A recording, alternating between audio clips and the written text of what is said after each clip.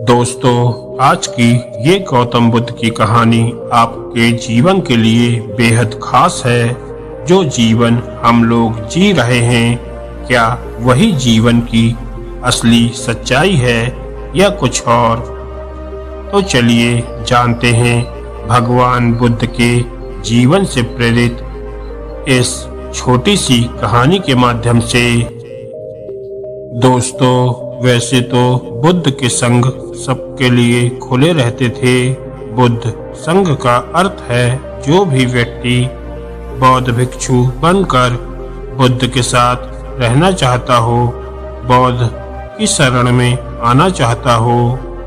कुछ लोगों को बुद्ध सहज ही स्वीकार कर लेते थे और संघ में रहने की अनुमति दे देते थे, पर कुछ व्यक्तियों को वो कह देते थे कि जाओ पहले एक रात शमशान में जाकर बिताओ। इसी तरह एक दिन एक व्यक्ति बुद्ध के पास आया और उसने बुद्ध के संग में शामिल होने की इच्छा जताते हुए कहा, बुद्ध, मैं आपका शिष्य बनना चाहता हूँ।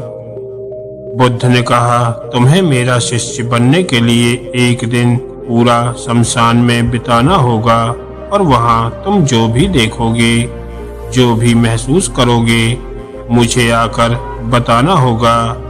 उसके बाद ही तुम संग में शामिल हो पाओगे। वो व्यक्ति ये सुनकर घबरा गया और उसने कांपते हुई आवाज में बुद्ध से कहा, दिन में तो ठीक है, लेकिन रात में शमशान में रहना खतरनाक है। बुद्ध ने कहा, कैसा खतरा? व्यक्ति ने कहा, वहाँ भूत प्रेत होंगे, वो मुझे पकड़ लेंगे और जान से मार देंगे या जीवन नरक बना देंगे। भूत प्रेतों का खौफ उस व्यक्ति के चेहरे पर साफ दिखाई दे रहा था। पर बुद्ध ने कहा, क्या तुमने भूत प्रेत देखे हैं? तब उस व्यक्ति ने कहा, नहीं, पर मैंने सुना बहुत है और कुछ ऐसे लोगों को जरूर देखा है जिनमें भूत प्रेत आ जाते हैं और उन्हें परेशान करते हैं और अजीब हरकतें करते हैं। इस पर बुद्ध ने कहा, फिर तो अब तुम्हारे पास ये सुनहरा अवसर है ये जानने के लिए कि क्या वाकई में भूत प्रेत होते हैं या नहीं। तुम एक रात शमशान में व्यतीत तो करो। वहां अगर तुम्हें कुछ ऐसा लगे कि वो भूत है तो देखना कि वो कैसा दिखता है, और यदि ऐसा कुछ ना हुआ तो तुम यह जान पाओगे कि भूत प्रेत जैसी कोई चीज नहीं होती। इस तरह पूरी रात तुम जो भी अनुभव कर पाओ वो सब मुझे सुबह आकर जरूर बताना। बुद्ध की बातों से वो व्यक्ति जिज्ञासु हो जाता है और बुद्ध से कहता है, ठीक है बुद्ध, मैं एक दिन पूरा और एक रात शमशान में जरूर गुजारूंगा। बुद्ध ने कहा, ठीक है, अभी तुम स्नान कर लो और आश्रम में जाकर भोजन करके आराम करो। कल सूर्य की पहली किरण के साथ ही तुम शमशान पहुंच जाना। व्यक्ति के जाने के बाद बुद्ध ने अपने 4 शिष्यों से कहा कि वह व्यक्ति कल शमशान जाएगा, तुम उसके पीछे जाना और उस पर नजर रखना, पर ध्यान रहे उसे भनक भी ना लगे कि कोई उस पर नजर रख रहा है। अगले दिन सुबह होते ही वो व्यक्ति शमशान पहुंच गया। बौद्ध भिक्षु भी उस व्यक्ति का पीछा करते हुए एक जगह छुपकर उस व्यक्ति पर नजर रखने लगे। जब तक दिन था तब तक वो व्यक्ति शमशान में इधर उधर घूमता रहा। उसे खास वैसा कुछ भी अनुभव नहीं हुआ, लेकिन जैसे जैसे सूर्यास्त के साथ अंधेरा घना होता जा रहा था, उस व्यक्ति की धड़कनें बढ़ती जा रही थी। किसी तरह उस व्यक्ति ने पूरी रात शमशान में गुजार ही ली और सुबह होते ही वो बुद्ध के पास पहुंच गया। बुद्ध ने व्यक्ति से पूछा, बताओ शमशान में कैसा समय व्यतीत हुआ तुम्हारा? क्या अनुभव किया? क्या क्या देखा तुमने? व्यक्ति बोला, बुद्ध, जैसे ही मैं सुबह सुबह शमशान पहुंचा तो वहां कुछ घंटे बाद मुझे कुछ लोगों की भीड़ शमशान की ओर आती हुई दिखाई पड़ी, जो एक अर्थी लिए आ रहे थे। मैंने जब उन लोगों को ध्यान से देखा तो उनमें से कुछ लोग बेहद दुखी और कुछ लोग सामान्य और कुछ लोग बेहद खुश थे। वो लोग उस मृत इंसान के बारे में बोल रहे थे कि इस व्यक्ति ने बहुत अच्छे कर्म किए हैं, बहुत किस्मत वाला है ये। इसके बाद उस मृत बुजुर्ग के बेटे ने अपने वृद्ध पिता की चिता को अग्नि दी। अर्थी के साथ शमशान में आए हुए लोग कुछ देर वहीं खड़े रहे। चिता प्रचंड अग्नि की लपटों से धू धू करके जलती रही। सभी लोग मायूस खड़े जलती चिता को निहार रहे थे। जैसे जैसे चिता की अग्नि मंद पड़ने लगी, वहां मौजूद लोग भी वहां से जाने लगे। थोड़ी देर बाद वहां 2 अर्थी और आई, जिसमें एक अर्थी किसी अमीर व्यक्ति की थी, जो तरह तरह के फूलों से बहुत सजी धजी थी। उस अर्थी के आसपास बहुत से लोग भी थे। और दूसरी अर्थी एक गरीब व्यक्ति की थी, जो बेहद साधारण सी थी, और उसके आसपास कुछ गिने चुने लोग ही थे। अमीर व्यक्ति की चिता चंदन की लकड़ी पर जलाई गई, जबकि गरीब व्यक्ति की चिता साधारण लकड़ियों पर जलाई गई। पहले अमीर व्यक्ति की चिता को जलाया गया क्योंकि वो अमीर था। उसके बाद गरीब व्यक्ति की चिता जलाई गई। दोनों व्यक्तियों की चिताएं जब जल गई तो सभी लोग शमशान से चले गए, लेकिन मैं वहीं खड़े चिताओं को देखता रहा। अब बुद्ध ने कहा, तुमने उनकी चिताओं को देखकर क्या समझा, क्या अनुभव किया? तब उस व्यक्ति ने कहा, बुद्ध, दोनों की चिताएं एक समान थी। दोनों के ही शरीर उन चिताओं में एक समान तरीके से ही जल रहे थे। उसके बाद जब सब कुछ जलकर राख में बदल गया तो वो राख भी एक समान ही थी। फिर उस व्यक्ति ने आगे कहा, उसके बाद वहां पर एक औरत की अर्थी आई। उस औरत का पति बहुत दुखी था और फूट फूट कर रो रहा था। अर्थी के साथ शमशान में आए बाकी लोग भी बहुत दुखी थे। वो सभी उसके पति को सांत्वना दे रहे थे।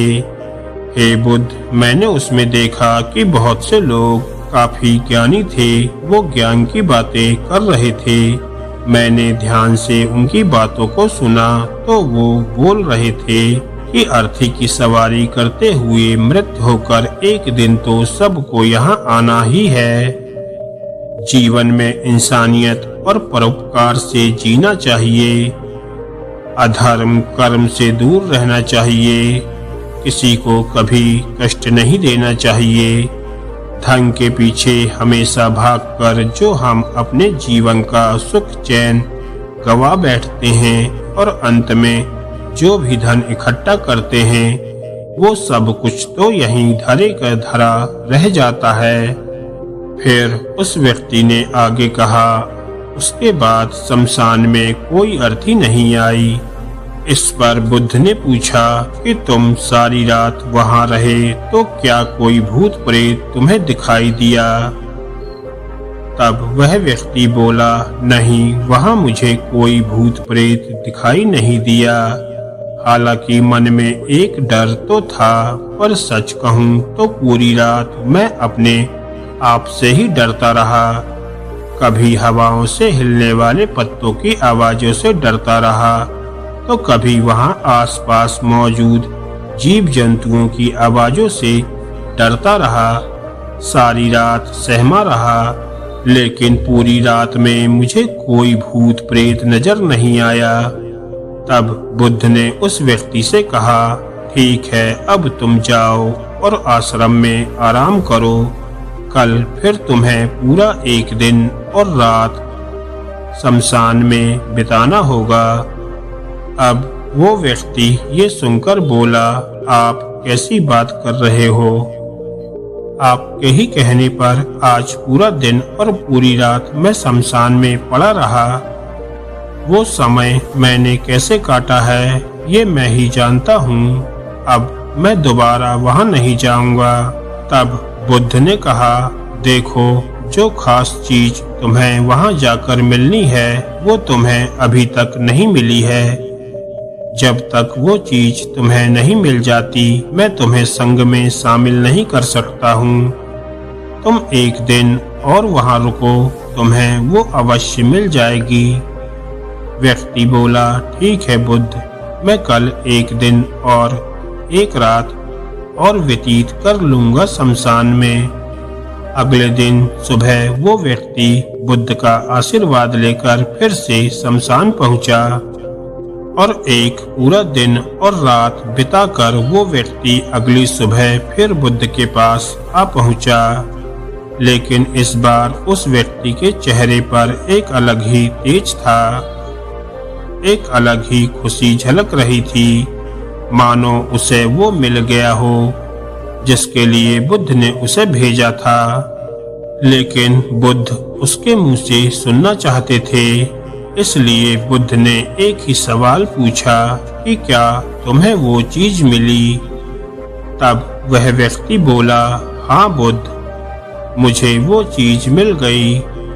बुद्ध ने पूछा कि बताओ तुम्हें वहाँ क्या मिला? तब वह व्यक्ति बोला, बुद्ध, मैंने जीवन का अर्थ समझ लिया है। मैंने वहाँ देखा कि कुछ लोग शाम को मुझे अर्थी पर लेकर आ रहे हैं। मुझे 4 लोगों ने अपने कंधों पर उठा रखा है।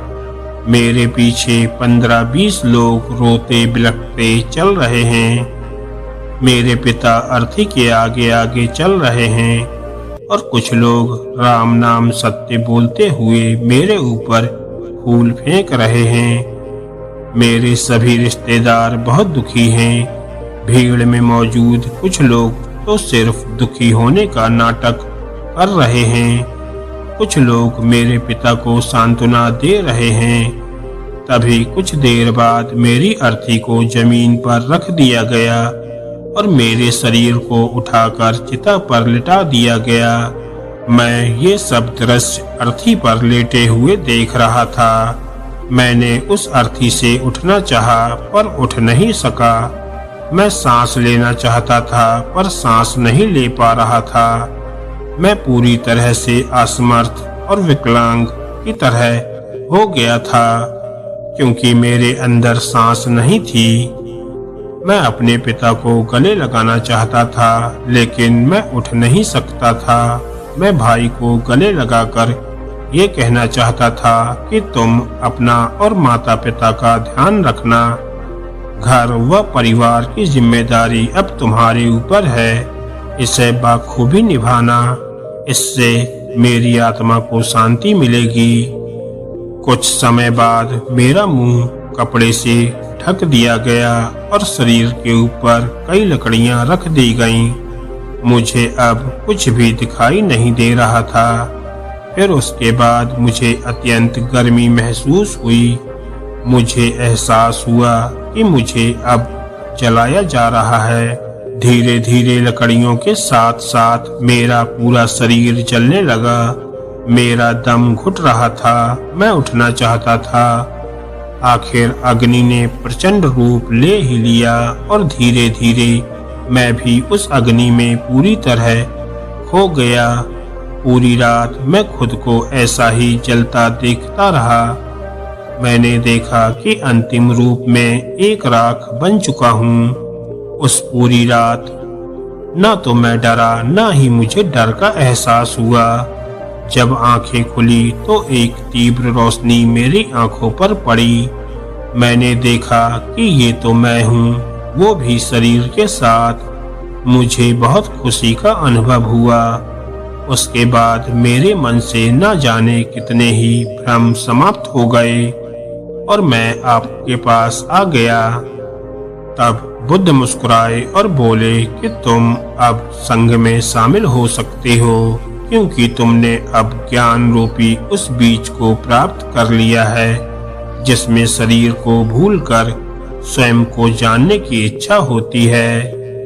इसी ज्ञान की प्राप्ति के लिए मैंने तुम्हें शमशान भेजा था, जहां अंततः तुमने ये जाना कि शरीर नश्वर है, नेत्रों से दिखने वाली हर चीज नश्वर है। शमशान आने वाला हर व्यक्ति भी यह समझ रहा होता है, पर शमशान से वापस जाते ही वो सब भूलकर पुनः उन्हीं गलत कामों में लग जाता है, जैसे झूठ बोलना, लूट खसोट, अधर्म, लालच, लालसा, बुराई, क्रोध, अपशब्द, अहंकार, ईर्ष्या इत्यादि नाना प्रकार के बुरी भावनाओं से बुरे कर्मों को अंजाम देते हैं। किंतु अब तुम्हारे अंदर ज्ञान का वो बीज अंकुरित हो चुका है जिसमें हम जीवन को तब तक नहीं समझ सकते जब तक मृत्यु को निकट से देख व समझ न जाएं। अच्छे स्वास्थ्य की कीमत वही समझ सकता है जो अत्यंत बीमार हो या जो बहुत लंबे समय से बुरे स्वास्थ्य से जूझ रहा हो। ठीक उसी तरह जीवन का महत्व वही समझ सकता है जो मृत्यु से रूबरू हुआ हो या जो मृत्यु को समझ चुका हो, एहसास कर चुका हो। अब तुम्हें इसी बीज को लक्ष्य बनाकर ध्यान की मदद से स्वयं को और ज्यादा जानना है और ज्ञान की उस सीमा पर पहुंचना है जिसे जानने के बाद कुछ भी शेष नहीं रह जाता। कोई इच्छा, कोई लालसा शेष नहीं रह जाती। मन हर विचारों से मुक्त हो जाता है, सब शून्य में सम्माहित हो जाता है। मन में जिज्ञासा का कौतूहल शांत हो जाता है। मन में जिज्ञासा का कौतूहल शांत होकर ज्ञान रूपी शांति में बदल जाता है। यही से परम शांति, सुख, सुकून का आनंद एवं अनुभव प्राप्त होना आरंभ होता है। तो दोस्तों, अगर आपको ये कहानी अच्छी लगी हो तो वीडियो को लाइक करें और ऐसी ही ज्ञानवर्धक और मोटिवेशनल कहानियां सुनने के लिए हमारे चैनल को सब्सक्राइब करें। धन्यवाद दोस्तों।